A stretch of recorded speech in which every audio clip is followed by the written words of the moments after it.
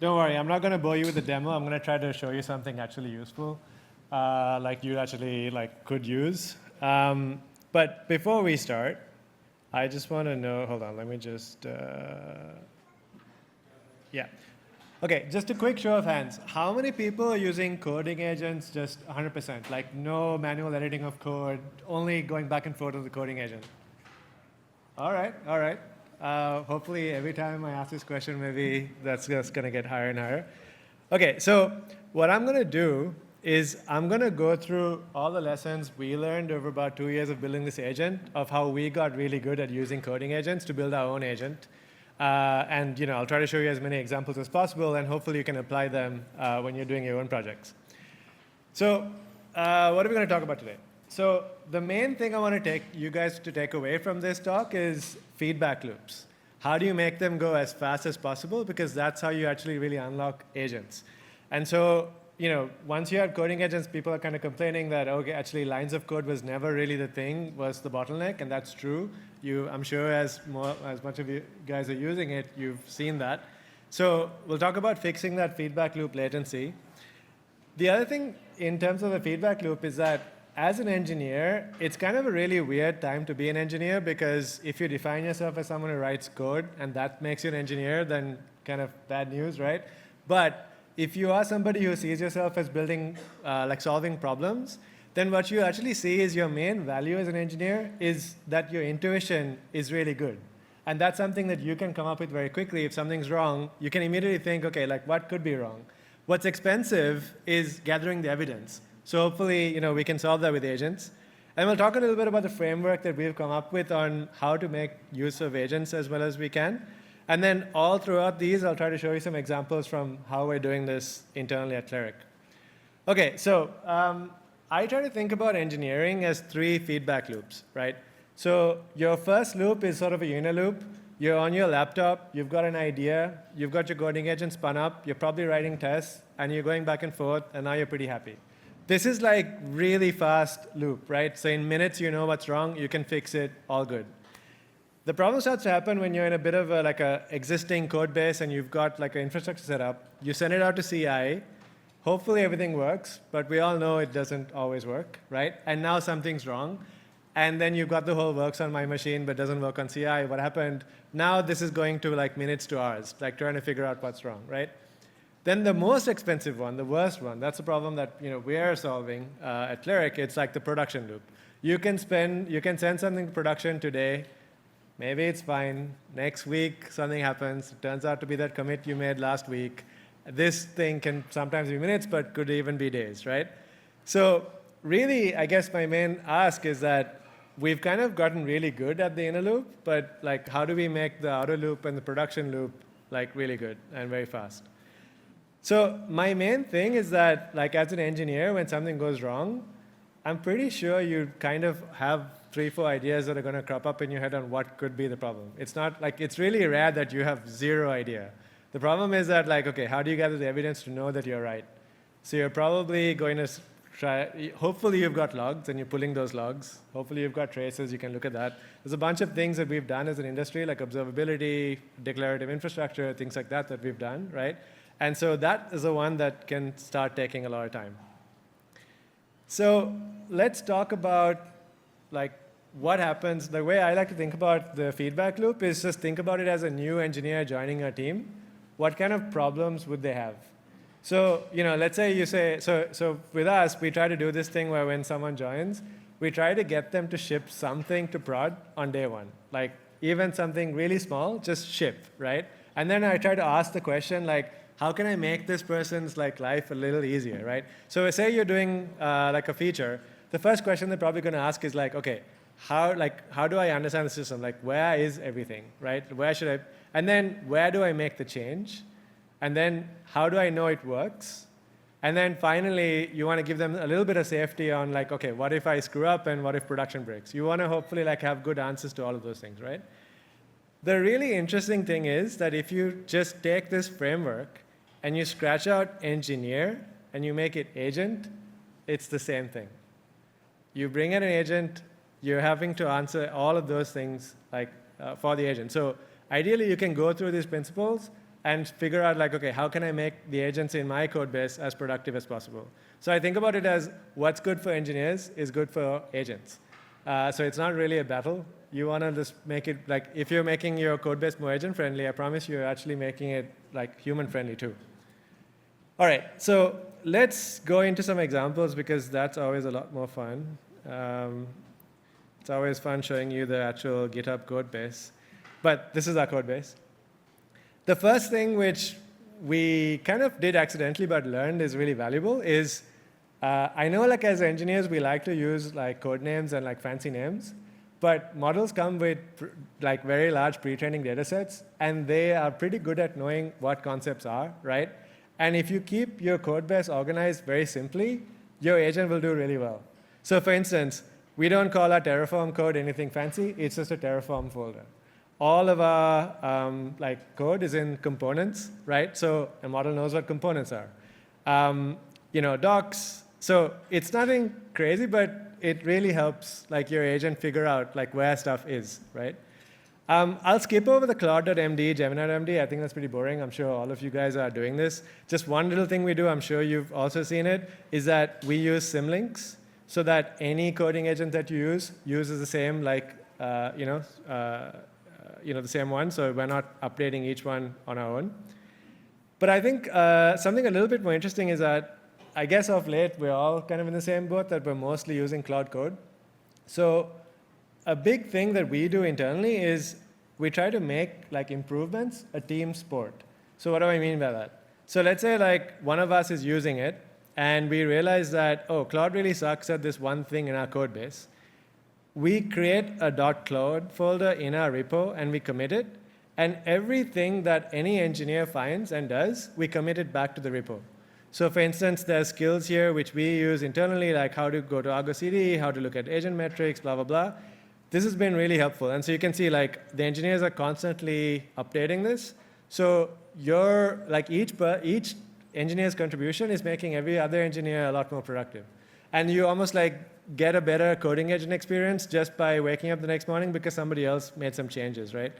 So things like skills, commands, agents, these have been really good. The other thing which I'll show you, so I think this is a pretty good, overview of having the context all inside. So as a monorepo, so the coding agent doesn't have to do too much work. Let's maybe go to the next part, which is how do you use, how do I know it works? This is probably the more, complicated part. Because as much as you got the coding agent to be really productive, things are going to go wrong. And this is what we get to the outer loop part of things, right? So we do a lot of work with our testing. I don't know if you guys can see this. So a lot of this stuff will look pretty familiar, right? So unit test, service test, contract test, blah, blah, blah. But I'll just point to two, which are, I think, pretty interesting. The first one is we made all of the code quality checks into a makefile. And so we make it really easy for the agent to run code quality checks every time while it's working. So all you do is write make code quality, and it runs a whole bunch of stuff. You tend to want to prefer stuff that works really fast. So for Python, we switched to Thai very fast, because MyPy takes a long time. So you really want that fast feedback loop. For all our JavaScript and TypeScript, we use Biome, which is again really fast. Not an endorsement, but that's what we find. So try to make this stuff really, really fast. The thing that I find the most interesting is that we actually bake in code review by an agent into the pipeline. So we call it vibes. I'll show you how it works. Basically, in our docs folder, I'll show you here. These are for humans, and this is for AI. So we have specific docs for everything that the agent or an AI would need to get really good. But the useful thing is this thing called code requirements. So maybe I'll just explain a little bit about what this means. So the problem with existing tests, right, is that you can only write tests to check functionality, does it work, et cetera, et cetera. But as you're building more and more code, every engineer has different thoughts on what good looks like. That's where things get messed up because people try implementing things in different ways, right? And so what we do here instead is we add rules. Like, pretty easy one is like never do config.get inside like a module. Always pass it by parameters. Now, this is a clear preference from us, but you can add these kind of very subjective rules, and then if you violate it, you will see a failure here, and then you get a very clear answer like what happened. So that way, as a senior engineer, you're not having to keep doing PR reviews. You probably notice, and you probably see this, the more you use coding agents, PR reviews are going to get more and more of a nightmare. So we build that in. So that's, I guess, like the outer loop covered. Now, I guess we can get into like production. This is where, to me, things get like really interesting. I'll show you 2 examples where we use Cleric. So no matter what you do, and I hope you agree, we've done a lot to try to prevent like bad stuff going to production. Things will go bad and go to production. So this is something that literally happened on Saturday. I was on the bus with my kids, and then I actually shipped a change that morning, and then I got an error on like a GCP alert saying that I've got an error here. And again, like these alerts don't really tell you much, but very quickly, like Cleric jumps on, goes through exactly what happened, does a bunch of tool calls, runs gcloud, looks at the logs, and he's like, yeah, like you kind of screwed up. So it gives you citations saying, okay, this is the GCP error report. Somebody made this commit. This value has gone to none. I looked at Kubernetes and got this value. And so here's the problem. So as an engineer, I'm reading this actually on my phone on Slack, and I'm like, okay, I know exactly what happened. And then I go back and forth with Cleric saying, okay, go create a PR. I review the PR and say, okay, no, you messed that up. Go fix it. Add a few more. And then I merged it. And this is where, to me, an AI SRE is really helpful. It's not a coding agent. I tell it, go check the logs and tell me if it's really fixed. So it's gone through the pipeline, done all that stuff, which I trust, and it's like, yep, it's good. No more Gemini Vertex AI errors in the last 15 minutes. Seems to be working. Another one, quick one, and then maybe we can do some, I guess, quick questions. There's another example where you don't have to actually wait for an alert. It could be that everything went fine, but today something's wrong. It's stuck, something's hanging. This happens to us all the time. You might have an idea, like I said, the intuition. So in this case, Mike, this was on the 14th, so I guess like, almost 2 weeks ago. He's like, we had a lot of problems where the agent was suddenly being really slow. He was like, hey, go check Bedrock metrics in CloudWatch and tell me if you're seeing some problems there. And it does a pretty good job. It goes through, uses skills, and comes back and says, yes, like Bedrock is causing the problem. Cleric knows that we use Opus 4.5 internally for a lot of the stuff. So it knows, okay, this is what happened, gives you latency spikes, and then he's going back and forth, right? And so to me, this is kind of like what's cool about the future, that humans and agents like working together. Like humans are really good at coming up with ideas, like maybe it's Bedrock, and agents are just doing all the hard work of pulling all the context back to you and saying, okay, here's what's went wrong. Hopefully this was helpful. As I guess if you guys saw, I put my hand up when I said that we're hiring. So if you guys are looking to build like a work in a really hard agent domain problem, give me a shout. But thank you. And let me know if you have any questions. Yeah, sure. Any questions?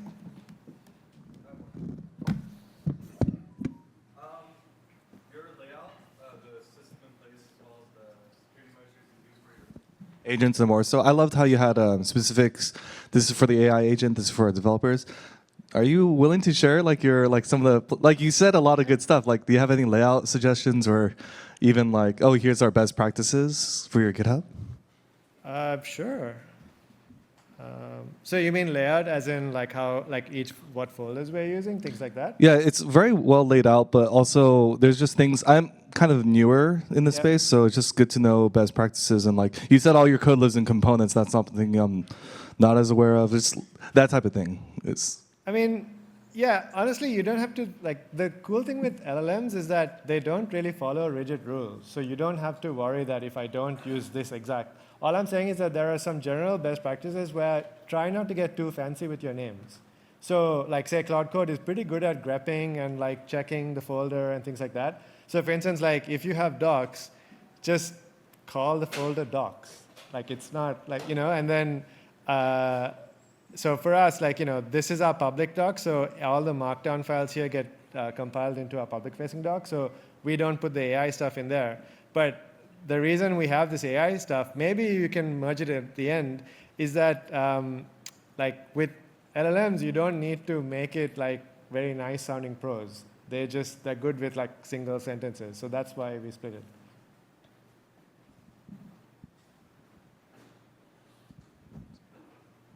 Any more questions, guys? We'll take one more after this, and then we'll move to the next step. So you talked about the process of getting the alerts, and then agent providing fix, and the ability to provide and actually deploy them. Mm-hmm. Can you talk a little bit about the process in setting all of the tools available up so that the agent have access to those the same tool set that provided those fixes as engineers do, and at the same time what's the feedback process for getting those alerts? Are those active polling or passive polling? So to repeat the question, it's like what's the process of getting the agent connected to these different systems? And what was the second question? And for setting the processing, getting the alerts and handled, is that do you have to manually set that up, or your system takes care of that process? So we rely a lot on Slack. So I'll ask the second question first. Like you can put the Cleric Slack app into any of the alerts channels, and it'll auto-configure. It knows what an alert looks like, and it'll start responding. So that's how we get the alerts. But I think your first question is probably more interesting to the crowd. What we found is that, again, it's the same kind of principle. Don't fight the LLM. So for instance, like with Kubernetes, our first implementation, we wrote dedicated Python functions to actually connect to Kubernetes. But what we found is that the agent was constantly trying to use kubectl because it's got so much more training data on that. So the moment we switched to using the CLI but adding some protections, the performance was just way better. So the same thing with like logs. So wherever you see that there's good training data, try to like really focus on that, and then that way all of the specific context you need to make it much better is much lower, right? Because now I just have to understand the really specifics of that customer's environment. I'm not teaching Cleric all about Kubernetes because that's ridiculous. It's too much. Does that make sense? Yeah. All right, thank you. Once more, thank you. Yeah, go. Thank you. Great presentation. Question from newcomer. As I understand, it's a good tool to identify problems in your system, but does the system has ability to deploy some fixes on prod? Yes. And in case if yes, can the system understand that fix was wrong and things become worse and you need to back to previous version?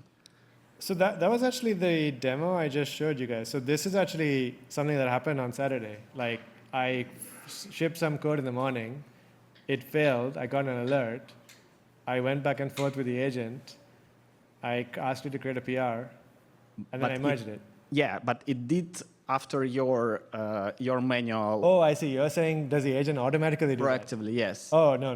That, I would not recommend that. Yeah, that was my question. Yeah. I think you can get to that point when you probably have almost like a very high degree of certainty because your pipeline is so good and maybe it's like a low risk area. I can totally see that happening. Like for now, like unless we're doing new code, we really trust our pipeline. So even if Cleric tried to merge a PR, it would be fine. But like for anything new, you still want to keep the human judgment for sure. Okay, we are still not there. Yeah. It's not. Yeah. Okay, We'll get there, you. I think, but not yet.